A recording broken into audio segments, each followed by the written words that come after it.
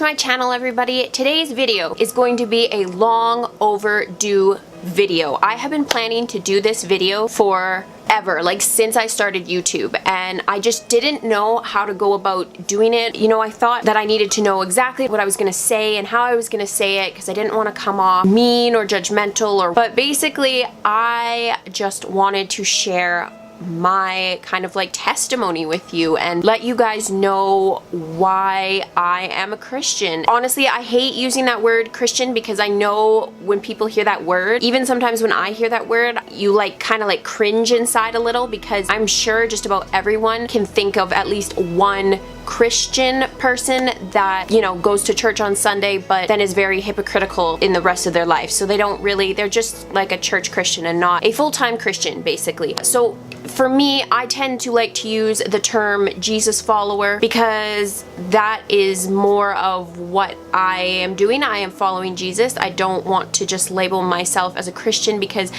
being Christian can have so many different meanings and there's so many different sects of Christianity and it just gets all too confusing, and I just want the simplified version. I am non-denominational. I love Jesus and I'm a Jesus follower. And I mean, that is the basis of who I am. Like, I am a Jesus follower. If there's one thing that I was gonna tell people about myself, like if they ask about me, I would want to say I am a Jesus follower. That is a huge part of my life. With that said, I will kind of get into why I became a Christian and kind of like my journey to where I am now, basically, in my faith. If you're not a Jesus follower, you might not understand that I'm gonna use the word Christian, but please bear in mind that it's not the bad version of Christian, if you know what I mean. It's just easier to say Christian. It's shorter and quicker. But basically, being a Christian is a full-time job. It's not a part-time job. It's not a casual position. It is a full-time job. Every day you have to work at being a Christian. Every day you have to work at learning more and getting closer with God and so on and so forth. So this is not an easy thing to be. It's a great thing to be, but it's never easy. So I just want to start by saying that if you think being a Christian is just this easy, fun-filled, painless life, then you really do not know Christianity at all. You don't know Jesus, basically, because life is going to be full of pain and hardships whether you are a Jesus follower or you are not. The reason I finally decided I wanted to film this was because I watched a few videos. I'll link their channel down below, and if you want to go check out some of their videos, feel free. I cannot remember the channel name for the life of me. I think it's called I Am Second, which is they have different celebrity people come on and talk about why they are Christians and what led them to decide to be a Jesus follower, basically. And so I really liked the idea that they were putting forth with this, and then at the end of the video they always say, my name is so and so and I am second. I think that's what they say, if I remember correctly, which is basically meaning, you know, Jesus comes first, I'm second. So I just really liked the idea of that. And then I will also link down below Jefferson Bethke. He has some amazing videos that I've found super helpful. Also, I will link Clayton Jennings' channel down below as well. He's another like youth pastor, leader, young adult. Like, he does similar things to Jefferson Bethke. He also does spoken word, and he is his motto is Jesus, Jesus, Jesus till the day I die. And I absolutely love that motto because that literally is my life. It is going to be Jesus, Jesus, Jesus until the day I die. So now that I've gotten the intro down, we will just get right to my story. We'll start at the beginning. There's not too much to know at the beginning, but we'll just start at the beginning. When I was born, my mom she wasn't quite a Christian. She had been raised Catholic, so she knew about Jesus. She had been kind of searching and wondering about him and praying once in a while, but her faith wasn't number one in her life. But despite that, God still used her to teach us about the Bible. So for as long as I can remember, my mom has been talking to us about God, reading Bible stories to us, you know, praying with us. Like, it has been in my life since my first memory, basically. And I am so thankful that my mom did that. Even though she wasn't like a hardcore, like really into her faith, she still took the time to teach myself and my brother about God. And I'm so thankful for that, because it can be so difficult in our day and age to have an open mind when you're older and be able to kind of explore and learn about God because of the world we live in. It is just so difficult. Anyway, so from a young age, I went to church every Sunday with my parents. I did the whole church kid thing. I was a church kid. I went to Sunday school. I listened to pastors talking and their messages, and I went to Christian school. and I learned more about the Bible. We read Bible stories, you know, it was the basic Christian upbringing, I guess. It was a basic Christian upbringing. And it wasn't until, I think it was grade 11. Grade 11 is where I started questioning my faith in God. And up until that point, I hadn't really been taking my relationship with him seriously. It was more of just something that, you know, I did, but it wasn't like really that important to me. I didn't really see the need to be in a super close relationship with Jesus. Like, I prayed and stuff like that, and I talked to God once in a while, and I read the Bible, you know, once in a while, but it wasn't really high on my priority list to have a close connection with Jesus. So come grade 12, this is when I realized that my bond with God, the level of faith that I had was not as strong as I thought it was. I mean, I always called myself a Christian, but looking back, you know, I wasn't really a Christian. I was just labeling myself as something that, you know, I wasn't really practicing in my life. And I regret that. I regret that I wasted so many years not pursuing a relationship with Jesus, because my life probably would have been so much better, especially in my high school years. Like, it would have been so much better had I been focused more on Jesus than on other things in my life that kind of, you know, were not so good. But anyway, so come grade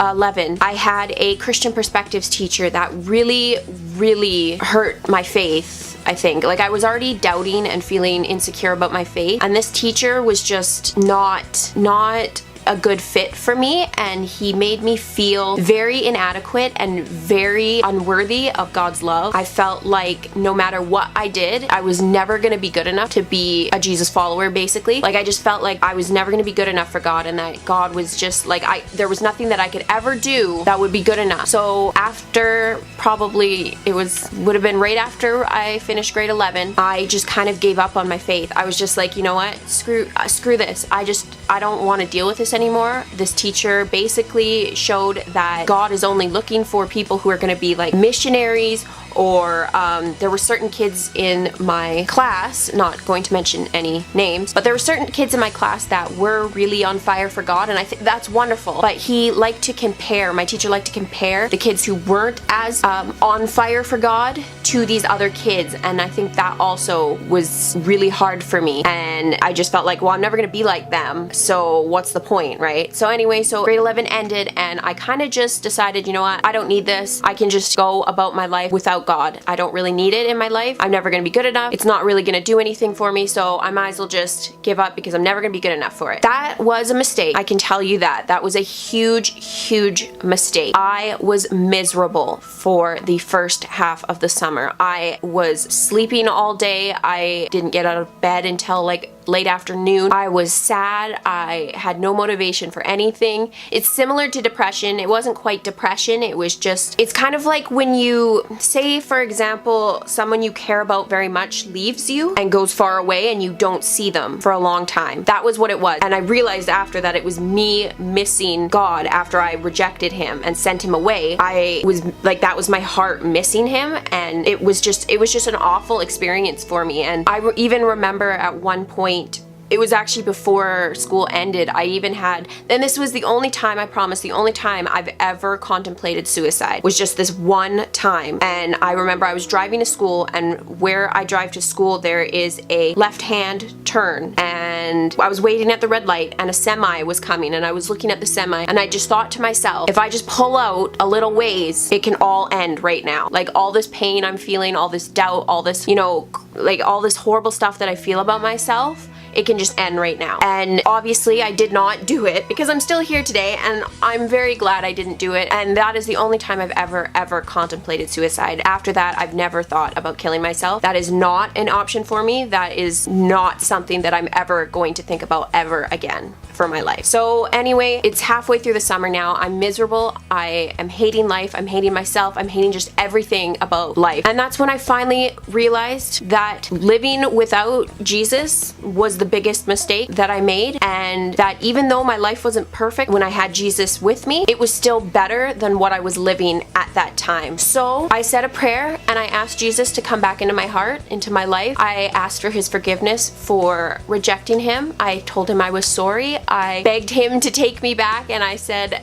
you know, I just told him that this time I wanted it to be different, because I had accepted Jesus a couple times into my heart before this time. But then I said to Jesus, I said, this time is the last time I am going to accept you into my heart, because this time you're here to stay and I'm never, never, never letting you leave again. So with that said, I accepted Jesus back into my life and things did start to change. Not immediately. I still had I was still feeling kind of crappy and a little down about myself and my life. It's hard to explain the feeling. It was like kind of like just a warm fuzzy feeling, I guess, not to be cheesy, but it was just knowing that I had somebody who was going to look out for me no matter where I went in life, no matter what I did. It was just like knowing that I had one person that would never, never, ever hurt me, reject me, abandon me. He was always going to be there.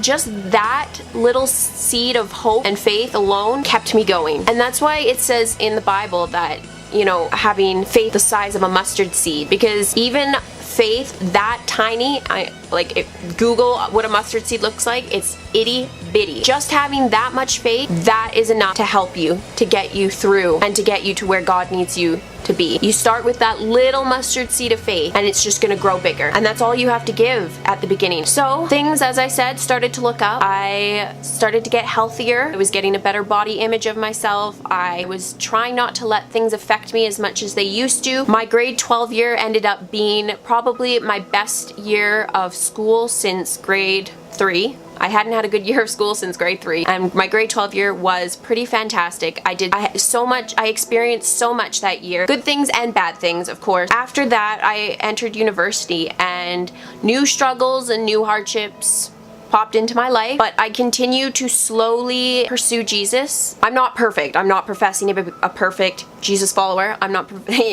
far from perfect. I struggle every day in my relationship with Jesus. It is, like I said, it's not an easy thing to do. So I was slowly building my relationship with Jesus, slower than I would have wanted it to be, because as you know, it takes a long time to break habits or change a personality or change something about yourself. So it's taken me a long time to change certain things about myself, to get myself in a place where I am fully committed to pursuing God. So I spent the next year of university feeling super stressed and super horrible and wanting to quit university, and I realized again that I was not focusing on God as much as I wanted to, and I finally realized the thing that I needed to do to fully commit myself to this journey with God. And I realized that I needed to get baptized. And I was baptized as a baby. My mom had me baptized, so I'd had that, but I hadn't had water baptism as an adult where it was my choice to do it. So on September 1st, 2013, I was baptized in a lake. I cannot remember the name, but just a little bit outside of my where I live, and I was baptized, and that was probably like that choice, that day, that moment. As soon as I went under the water and I came back up, that's when I made the choice that this was serious. Mine and God's relationship went from just, friends to we are in a relationship. I was fully ready to commit my entire life to Jesus and to pursue him and learn more about him and try to grow as a Jesus follower every day of my life. And I even wrote him a kind of like a wedding vow almost, which sounds weird. I know that can sound weird to people, but it was kind of like my vow to him, and I've got it right here. I'm not gonna read it to you because it's quite long, but basically, and I framed it obviously, so I keep this in my bedroom to remind me of that promise and commitment that I've made to God. So just like you make a commitment to your future spouse, I am making a commitment to God. And the difference though with this is, for me, in my mind, this contract, this commitment is binding. This is for life. This is a for life thing. So 2013 I was baptized, so I've spent the last 3 years doing the best that I can to deepen my relationship with Jesus. It has been a long, tough road. I can tell you that. As you well know, if you've seen previous videos, I struggle with depression, and that was a huge eye-opener for me. The thing you have to understand that I believe is that when a person who decides to pursue a relationship with Jesus and goes and gets baptized, I believe that the devil takes that opportunity to really attack you, to really try to break you down and make you regret and give up on God. Like, he wants to basically stick it to God and say, oh yeah, that person who just got baptized in your name, watch them give up on you like that when things get hard. And that is kind of what I attribute a little bit of my depression to, because I didn't, even though I have made the choice to, you know, put my trust in God and pursue a relationship with him, I still wasn't trusting him 100% with everything in my life. And that is just the stubborn, you know, I can do it on my own attitude that I've kind of always had in my life. So as I said, it can be hard to break that kind of attitude. And unfortunately, the devil, I feel, took advantage of my flaw and used it to hurt me and cause me to go down a path of depression that really, really put me in a bad place in my life. I didn't blame God for my depression. I didn't blame him for not stopping it. I blamed me for not being strong enough to fight it, to not be completely trusting in God.